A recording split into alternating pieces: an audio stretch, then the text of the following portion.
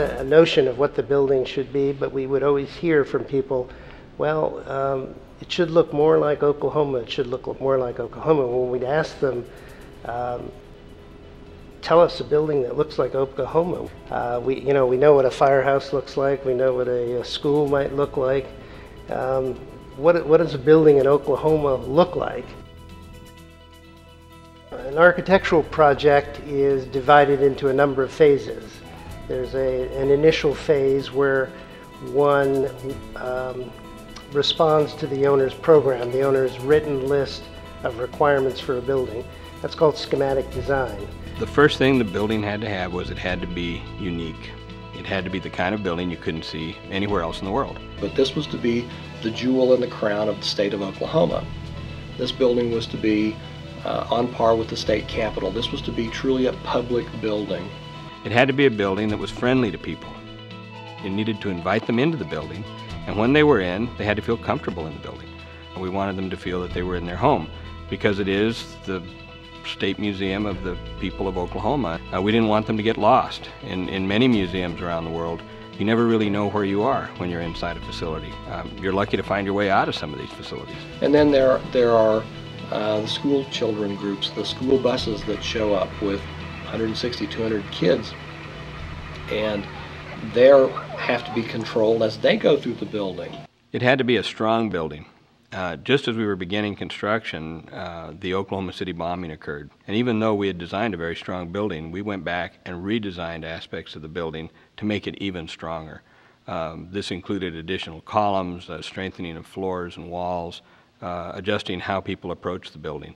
In essence, we designed our building to be a bomb shelter and to withstand the potential actions of some crazy that might want to blow away the Natural History Museum of Oklahoma. At the conclusion of schematic design, the building form is known, and the general design, the size, the cost, the materials. Once schematic design is done, we enter into the second phase, which is design development, where we actually really get into the heart of the building. On a project of this scope, one thing you really learn is that you end up hiring a lot of consultants. And we had consultants on all aspects of the project. We had security consultants. We had consultants on stonework, on concrete work. We had conservation consultants. We had consultants on glass that was used in the building. Really, there were consultants on almost everything you could imagine that was a part of this facility. Most major buildings that are public buildings have a common problem. Pigeons. Pigeons are everywhere. And this building was going to have a lot of connections to the exterior. And we wanted to make sure that as much as possible the design didn't foster pigeon havens. I was in a building in Denton, Texas, where the problem was so great because of a lattice work of cinder blocks that was built in front of this building, in which pigeons were roosting, that people came to work with umbrellas so that they wouldn't have pigeon droppings all over them as they exited or entered the building. We certainly didn't want that kind of a problem on a building of this scale, and I didn't want people having to run a pigeon poop gamut to come and see their wonderful museum.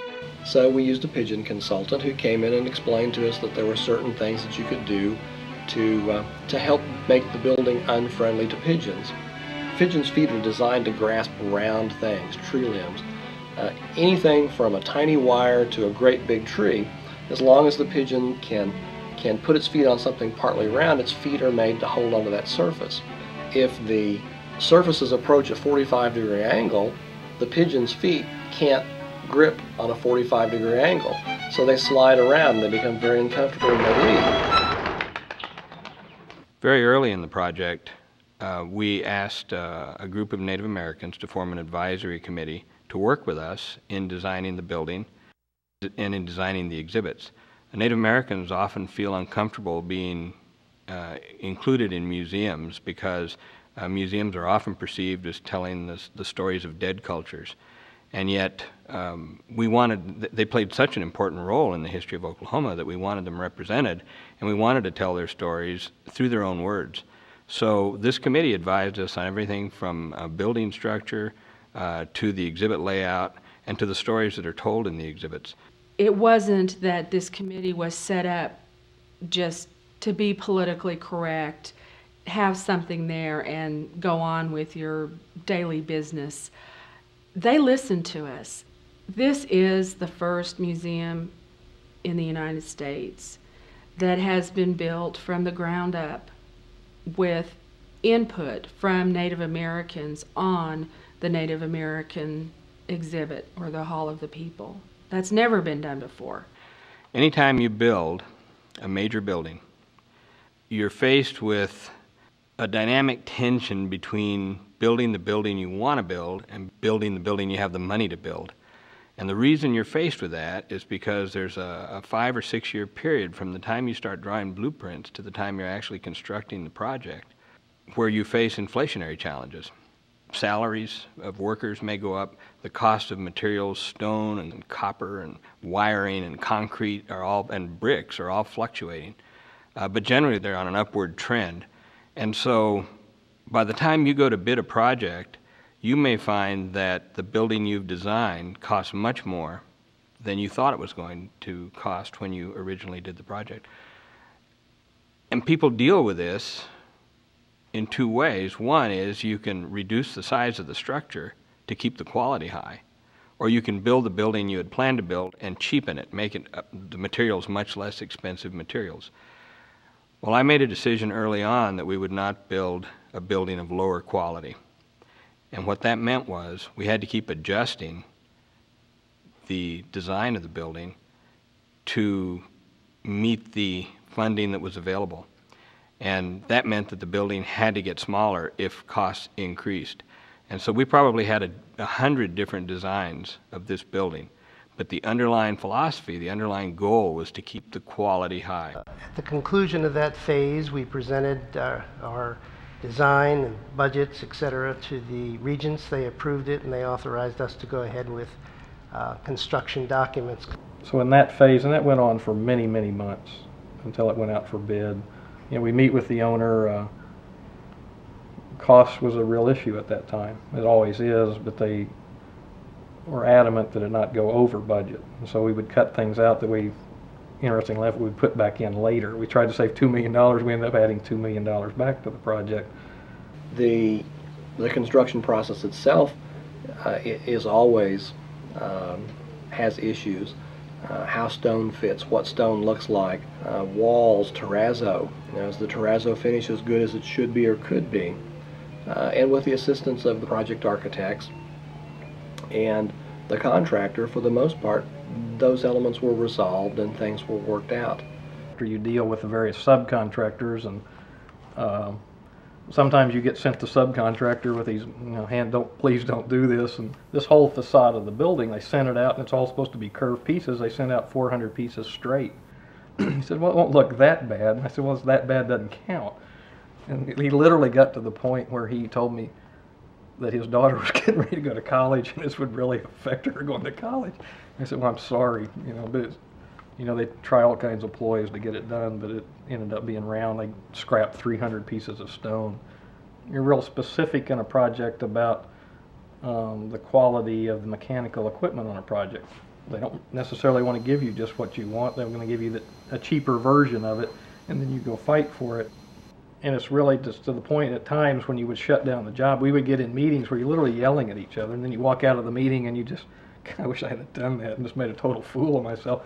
But you just go to war, and hopefully you win, and I think we won on that particular instance.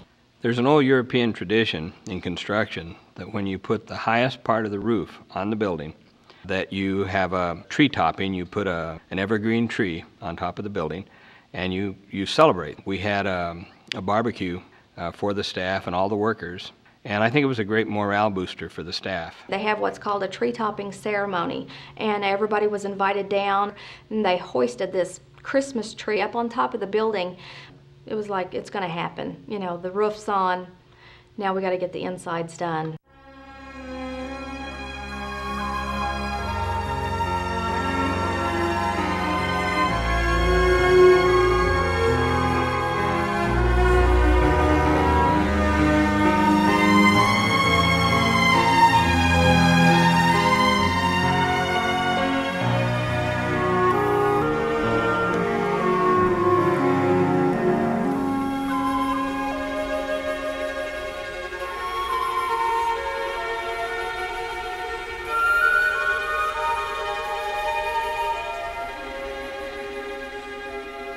This building rises out of the Oklahoma prairie, and we wanted it to express a number of messages to the visitors that came to the building.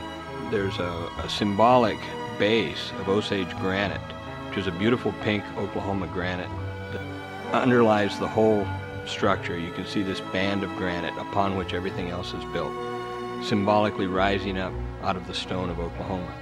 There's another ribbon of this granite that's about 18 feet off the ground that encircles the whole building, so that we have the Oklahoma basement granite, if you will, holding this building together. We used a lot of copper in the building to design this treasure box, which, if it's viewed from the north or the south, there even has a lock and key arrangement so that you can see it is a treasure box, because it contains the heritage of the state of Oklahoma. As is often asked an architect when it turns out, is this what you envisioned? Well, frankly, it's exactly what we envisioned. It's nice to see it all here.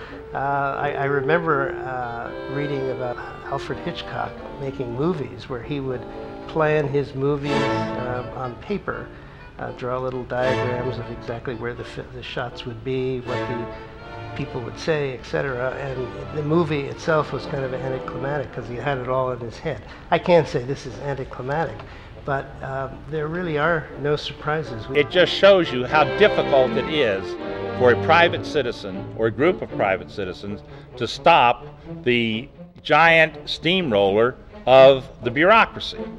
I mean, that's what this was. This was a production of the bureaucracy of the University of Oklahoma, and they produced it, and they lobbied for it, they talked the legislature out of the money for it, and they built it, and no one could stop them. I tried to stop them.